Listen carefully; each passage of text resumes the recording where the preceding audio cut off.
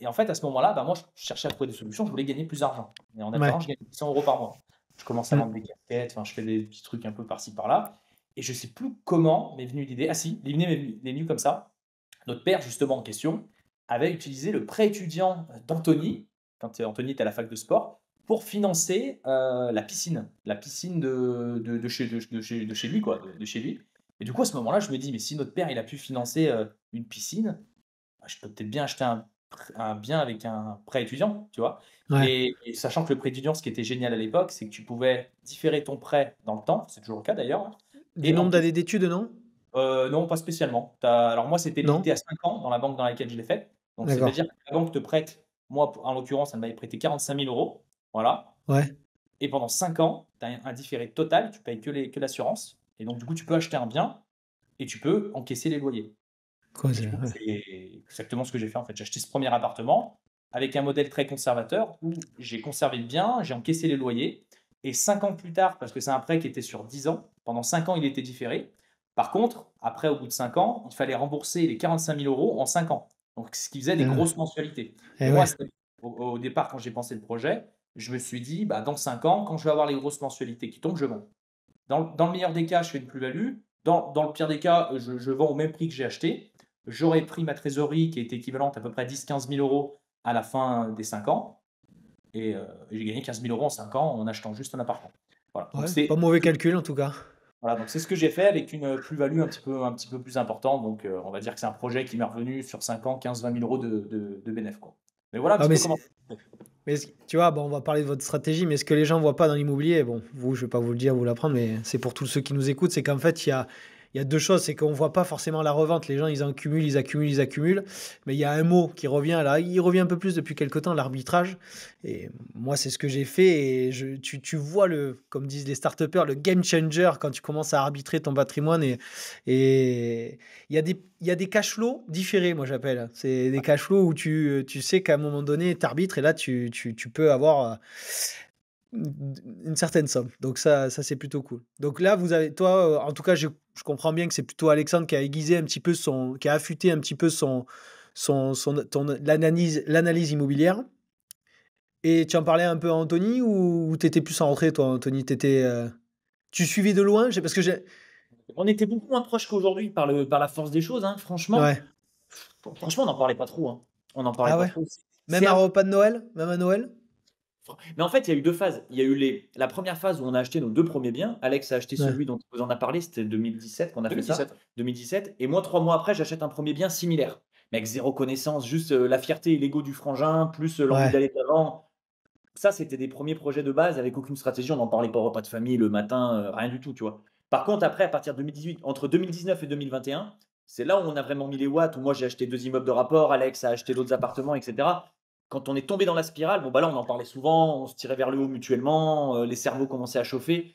Mais c'est vraiment été à partir de 2019 ça que c'est arrivé. Au Parce tout que début, c'était pas du tout parce dans que nos conversations avec Alex. je te chambrais sur ta situation de fonctionnaire, mais honnêtement, c'est l'une des meilleures dans les scorings bancaires pour Ah relever ouais. de la dette, hein, dans le Ah mais jeu. nous, mais bien sûr. Ah mais moi c'est pour ça Tu que j'en vois? ai profité. C'est pour ça que moi je suis tombé dans une période, et Alex aussi, hein, où on avait une situation qui était hyper stable et moi j'avais ce côté, bah, prof de PS, concours en poche, la carrière toute tracée, donc sécurité au max. Et du Et en temps. plus j'avais du temps en plus, bah, Eh oui, pour chercher, pour me mettre sur mes projets, et en plus de ça, la conjoncture bancaire était, j'appelle ça folle. l'Eldorado bancaire, quoi, voilà, Ah ouais, folle. elle était folle. Ben, quand tu fais le combo des 3, ça m'a permis de bien envoyer pendant quelques années, quoi. Et toi, tu faisais quoi après le BTS, Alors, tu fait quoi? du coup, j'ai été débauché par une autre agence immobilière, et là, pour le coup, rien à voir, très belle expérience, donc j'étais en CDI. Donc, Que des agences indépendantes? Parce que tu as des réseaux, ouais, ouais, j'ai pas OK. travaillé pour ce groupe-là. Alors, le 1er, il avait quand même 7 agences, mais c'était pas un réseau national. Et le deuxième, c'était une agence locale, mais très bien implantée dans le secteur. Pour le coup, qui proposait, ils étaient multicartes, on faisait de la vente, mais on faisait aussi du syndic, de la gestion locative, donc c'était assez vaste, plus un cabinet pour le coup. Et pour le coup, la très belle expérience professionnelle, on me laisse des responsabilités, je prends mes marques, je me fais un peu mieux former aussi, voilà. Et là, je profite pleinement de mon boulot d'agent immobilier. Donc je suis en OK. CDI. Premier objectif, c'est déjà, parce qu'au début, j'ai d'abord signé un CDD, et cetera. Il fallait que je fasse mes preuves. Mon premier objectif, c'était de performer dans mon métier. Voilà. Parce que j'avais toujours, moi, cette idée en tête d'investir. Et je me suis dit, avant d'investir, faut avoir un boulot stable, etc., quoi. Donc, mon premier Du coup, objectif, c'est j'avais pas prévu de poser cette question, mais qu'est-ce qui fait pour toi un bon agent immobilier?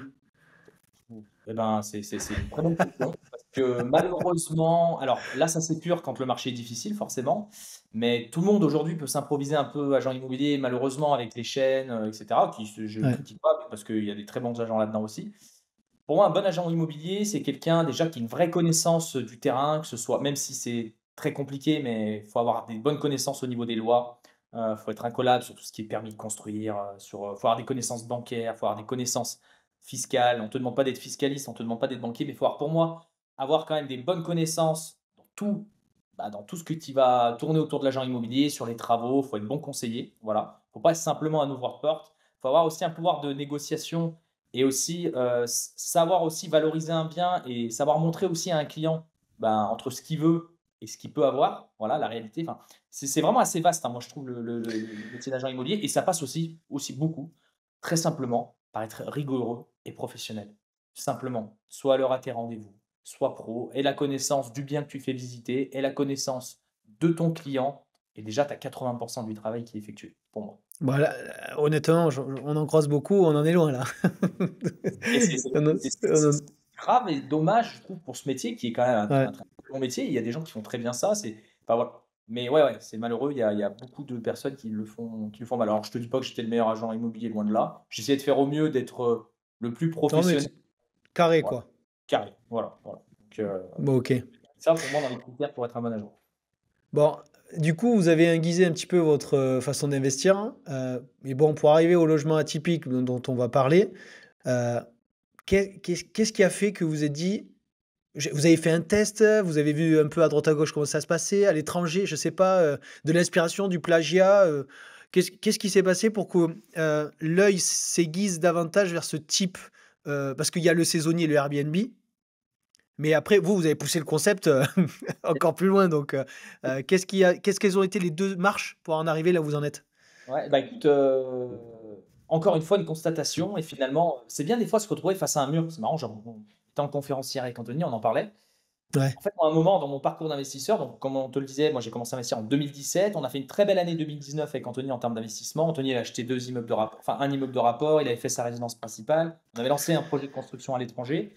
Moi, j'avais lancé aussi des petits apparts, j'avais fait une colocation, j'avais fait un appartement classique. Et on avait un objectif, il faut le dire aussi avec Anthony, on voulait remplacer nos salaires de l'époque par des revenus eh immobiliers. oui, On gagnait à ouais, peu près 2 000 euros chacun, voilà. Et je dois avouer, et Anthony, en fait, à ce moment-là, avec ses immeubles de rapport, en fait, il avait réussi à atteindre ce fameux Graal qu'on avait tous les deux. ok. Et moi, j'avais des stratégies différentes et j'y arrivais pas. J'y arrivais pas. Moi, j'étais à peu près 1 000 euros de revenus complémentaires. Et j'allais pas aller loin avec ça, si tu veux. Donc, en fait, moi, c'est une constatation et le fait de ma situation où j'étais bloqué à ce moment-là, tu vas le voir, qui m'a fait aller sur les logements atypiques. Donc, à ce moment-là, on est en 2020. Donc, Anthony a réussi les objectifs. Moi, j'ai pas ces objectifs-là. Donc, c'est mon côté égo à moi cette fois-ci qui ressort. Et je me dis, Ouais, punaise, alors attention, hein, on a toujours de la concurrence, mais positive, hein, tous les Ah bah, bien deux. sûr, c'est C'est toujours moi toujours je le positif. sens comme ça en tout cas. voilà, c'est Ouais, de la bonne. D'ailleurs, on a investi aussi ensemble sur plein de projets et de plus en plus aujourd'hui. Et à ce moment-là, donc, je suis un peu bloqué parce qu'en plus de ça, je suis bloqué par les banques parce que je suis très endetté. Donc, je ne peux pas acheter un immeuble de rapport qui potentiellement était un peu La seule porte de sortie. ma seule porte de sortie à ce moment-là. Parce que si je ouais, soulevais gros, c'est quand même le seul mode d'exploitation en 2020 qui permettait, avec les conditions bancaires, etc., d'avoir un bon cash flow.